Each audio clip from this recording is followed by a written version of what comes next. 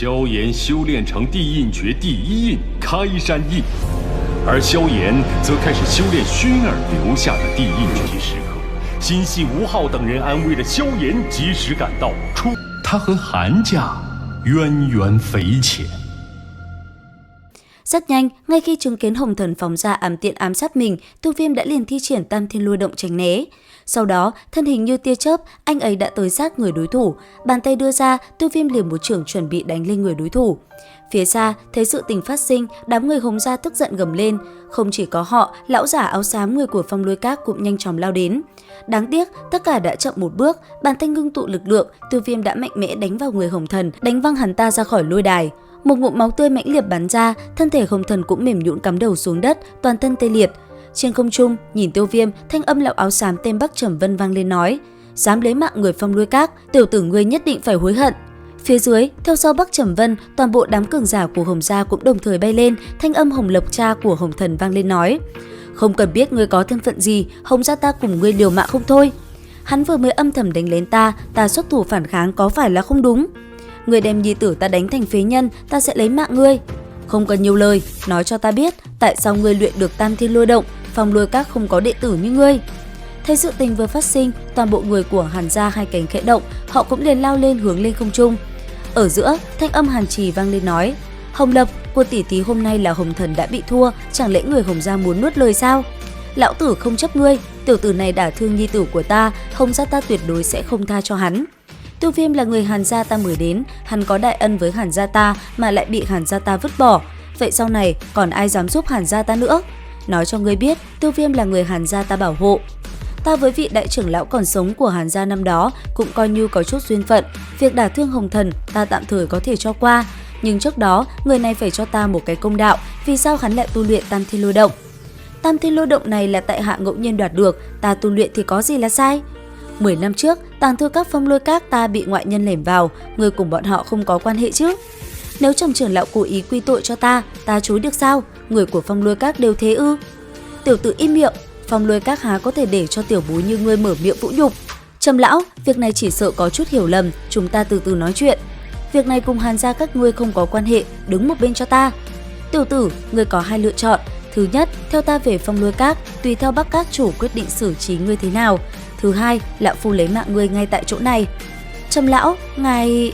Hàn Trì, lão phu đã nể mặt mũi đại trưởng lão Hàn gia mới cùng ngươi nói chuyện, nên biết điều. Nghe thấy thanh âm này, toàn bộ người của Hàn gia sắc mặt ảm đạm, gương mặt của Hàn Tuyết cùng Hàn Nguyệt cũng thập phần phẫn nộ. Thế vậy, Tiêu Viêm nhìn Hàn Trì nói: "Hàn bá phụ, việc này cùng các ngươi không có quan hệ, không cần phải nhúng tay vào." Ngẩng đầu lên nhìn thấy khuôn mặt Tiêu Viêm đang mỉm cười, Hàn Trì thở dài nói: "Tiêu Viêm tiểu huynh đệ, thực sự xin lỗi ngươi." Thấy thế, Bắc Trầm Vân cười mỉa mai nói: "Không nghĩ tới tiểu tử ngươi cũng có chút nghĩa khí. Một khi đã như vậy, ngươi muốn đi theo ta đến Phong Lôi Các hay để lão phu động thủ phế ngươi đi?" "Phong Lôi Các ta không có hứng thú, cho nên không đi." "Vậy ngươi muốn chọn con đường thứ hai phải không?"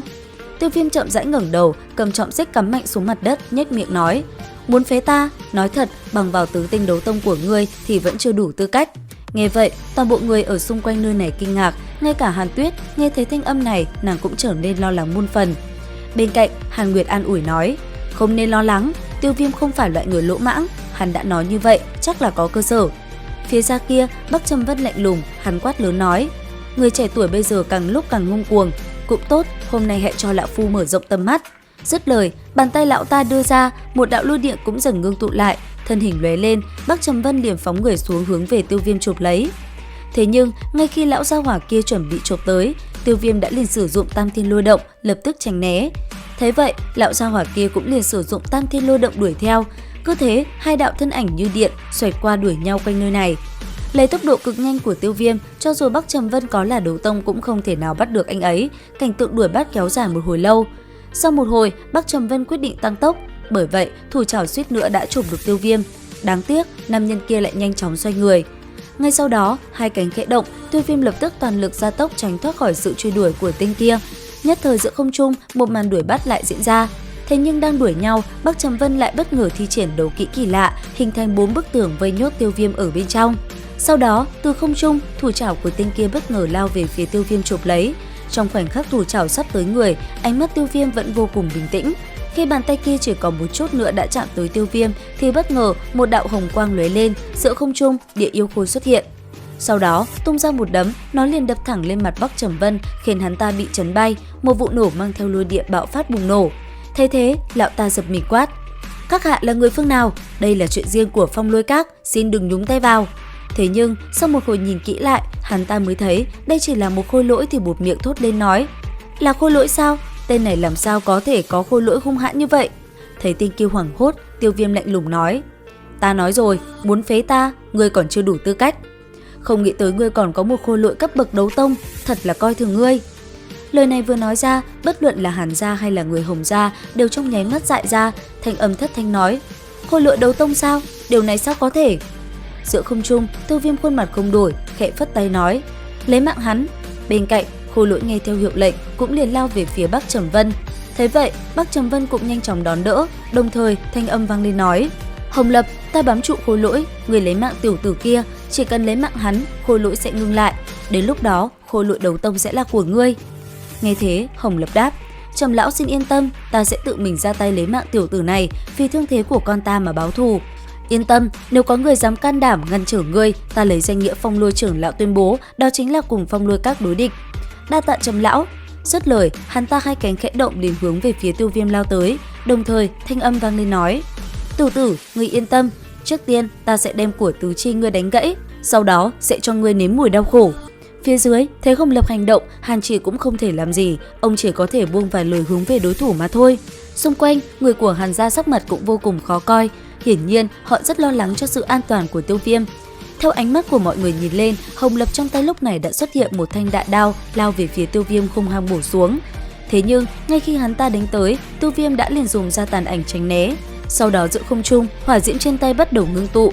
Thấy Tiêu Viêm làm ra hành động kỳ lạ, Hồng Lập vẫn kiên quyết đuổi theo, đại đao trong tay không ngừng chém xuống. Đáng tiếc, giữa ngực Tiêu Viêm, một đóa hỏa liên đã thành hình. Ngay sau đó, năng lượng cuồng bạo cấp tốc ngưng tụ lại bên trong đóa sen sặc sỡ. Nhìn thấy năng lượng kinh khủng mà Tiêu Viêm vừa ngưng tụ, sắc mặt cùng Hàn Trì cùng Hàn Điền khẽ nhíu lại. Bọn họ hiểu, khi trước Tiêu Viêm vẫn còn ẩn giấu thực lực, nếu không, cho dù là Hàn Trì cũng không phải là đối thủ. Theo ánh mắt họ nhìn lên, Tiêu Viêm lúc này toàn thân đã bao phủ bởi hỏa diễm nóng cháy, cầm đóa hỏa liên trong tay, anh ấy liền ném về phía trước. Trong khoảnh khắc hỏa liên bay ra, sắc mặt Hồng Lập trắng bệch, ngay lập tức hắn ta liền vận toàn lực trong cơ thể, trên miệng đồng thời hô lớn nói: "Tất cả mọi người của Hồng gia nghe lệnh, về tên tiểu tử này lại cho ta." Lời nói Hồng Lập vừa dứt, toàn bộ người của Hồng gia cũng liền nhanh chóng lao tới. Sau đó, bọn họ nhanh chóng vây lại, trên tay năng lượng cũng đồng thời tung ra trợ giúp Hồng Lập ngưng tụ năng lượng thành một quả cầu chống lại đóa sen đang lao tới. Trong khoảnh khắc va chạm, một tiếng nổ kinh thiên bạo phát, không gian lập tức ngập chìm trong khói lửa xanh biếc, cứ như một cơn sóng thần đang dâng trào, ập đến vô cùng mãnh liệt. Giờ khắc này, thạch đài vỡ vụn, tất cả chỉ còn lại một vết lõm sâu xuống dưới, chính giữa là thân hình đám người của Hồng gia. Và tiếp theo đây, tập 93 vẫn còn rất hấp dẫn. Theo dõi kênh YouTube Review 5 phút để biết thêm chi tiết nhé. Xin chào và hẹn gặp lại!